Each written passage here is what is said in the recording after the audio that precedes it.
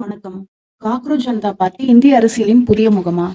ஒரு meme based political movement வெறும் 4 நாட்கள்ல massive followers. Cockroach Janata party என்ற பெயரில் உருவான இந்த மூவ்மெண்ட் இந்திய அரசியலில் ஒரு பெரிய விவாதத்தை உருவாக்கி இருக்கு. இது வெறும் இணைய கலாட்டாவா அல்லது இன்றைய இளைஞர்களின் ஆழமான கோபத்தின் வெளிப்பாடா? பொதுவா ஒரு பொலிட்டிக்கல் ஆர்கனைசேஷன் உருவாக வருடங்கள் ஆகும். ஆனா இன்னைக்கு memes, Instagram reels, viral slogans மூலம் சில நாட்கள்லயே பொலிட்டிக்கல் மொபைலைசேஷன் நடக்குது. இந்தியால 806 மில்லியன் இன்டர்நெட் யூசர்ஸ் இருக்காங்க. 491 மில்லியன் சோசியல் மீடியா யூசர்ஸ் இருக்காங்க. 85% ஹவுஸ் ஹோல்ட்ஸ்க்கு ஸ்மார்ட் போன் ஆக்சஸ் இருக்கு. இதனால இந்திய அரசியல் தெருவிலிருந்து மொபைல் ஸ்கிரீனுக்கு ஷிஃப்ட் ஆயிடுச்சு. இன்றைய இளைஞர்கள் ட்ரெடிஷ்னல் பாலிடிக்ஸ்ல இருந்து டிஸ்கனெக்டடா ஃபீல் பண்றாங்க. ஏன்?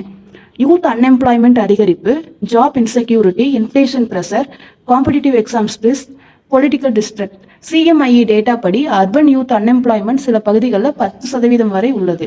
இதனால ஒரு ஃபீலிங் உருவாகுது, சிஸ்டம் நம்மளை ரெப்ரசன்ட் செய்யறதில்ல. சோஷியல் மீடியா ஐசோலேட்டட் இண்டிவிஜுவல்ஸை சடன் எமோஷனல் க்ரௌடாக மாற்றுது. ஒரு மீம், ஒரு ஸ்லோகன் சில மணி நேரங்களில் பொலிட்டிக்கல் பார்ட்டிசிபேஷன் ஃபீலிங் உருவாக்குது. ஸ்டடிஸ் சொல்றது ஆங்கர் பேஸ்டு போஸ்ட் அதிக என்கேஜ்மெண்ட் ஆகுது.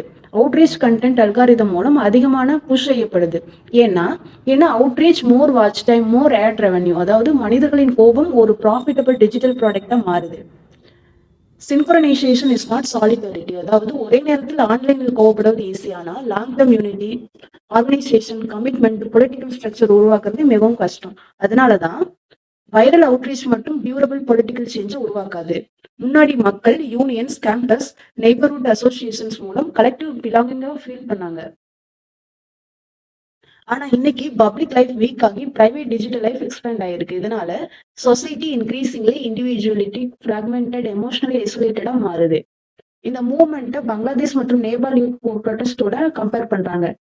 ஒவ்வொரு நாட்டின் கண்டிஷன்ஸும் வேறுபடும். அதை வச்சு நம்ம சொல்ல முடியாது. Initial digital Anchor later institutionalised ஆகலாம், ரீடைரக்டட் ஆகலாம், அல்லது கொலாப்ஸ் ஆகலாம். You Aspire to a revolution, you will get a master. ஒரு அத்தாரிட்டியை எதிர்த்து போராடும் மூவ்மெண்ட்ஸ் கூட பின்னாடி புதிய அத்தாரிட்டியை உருவாக்கலாம். ஃபார் எக்ஸாம்பிள் ஹிஸ்டரியில French revolution, Soviet revolution, Arab spring போன்ற பல எக்ஸாம்பிள் இதை காட்டுது. இன்னைக்கு மக்கள் எமோஷனலி டீசென்ட்ரலைசேஷனை விரும்புறாங்க. ஆனா அவர்கள் வாழும் system, digital platforms, financial systems, logistic networks, energy systems எல்லாமே ஹைலி சென்ட்ரலைஸ்டு. அதாவது anti-establishment politics itself depends on centralized technological system. இதுதான் மாடர்ன் பேரடாக்ஸ்.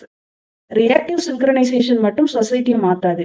ரியல் டிரான்ஸ்ஃபர்மேஷனுக்கு தேவை ட்ரஸ்ட், தேவை organisation, collective memory, emotional continuity, public commitment. இவை இல்லைன்னா சொசைட்டி அவுட்ரீச் சைக்கிள் சிக்கிக்கொண்டே இருக்கணும். ஒரு காலத்துல அரசியல் ஐடியாலஜி மூலம் நடந்துச்சு. இன்னைக்கு பாலிடிக்ஸ் அல்காரிதம் மூலம் நடக்குது. ஒரு காலத்துல பொலிட்டிக்கல் பார்ட்டிஸ் மக்கள் உணர்ச்சியை சேவ் செஞ்சது.